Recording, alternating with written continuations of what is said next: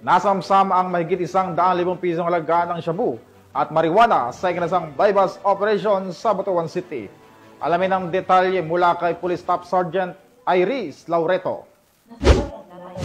102,000 halaga ng shabu at marijuana sa matagumpay na bypass operation na isinagawa ng Butuan City Police Station 4 sa ilalim ng pamumuno ni Police Lieutenant Marlon B. Iguna, Deputy Station Commander for Operations, at Police Captain Dennis T. Bon, Officer in Charge. Katuwang ang Agusan del Norte MARPSTA at PDEA Regional Office 13 sa Barangay Cabcabon, Butuan City nito lamang Oktubre 7, taong kasalukuyan. Kinilala ang suspect bilang si alias Loloy Pakay, 34 years old, may kinakasama at residente ng Baan Riverside, lungsod ng Butuan. Nakumpiska mula sa kanya ang isang caliber 22 revolver na may 4 na bala at mga hinihinalang iligal na droga na tinatayang may kabuuang bigat na 15 grams na nagkakahalaga ng 102,000 pesos batay sa standard drug price at 1 gramo ng marijuana na nagkakahalaga ng 380 pesos. Kasalukuyang nasa kustodiya ng pulisya ang suspect at ang lahat ng nakumpiskang ebidensya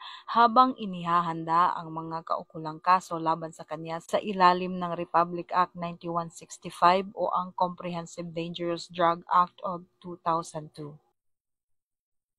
Mula dito sa Police Regional Office 13, ako ang inyong PNN News Correspondent, Police Staff Sergeant Iris Joy Laureto, alagad ng batas, tagataguyod ng balitang pulis.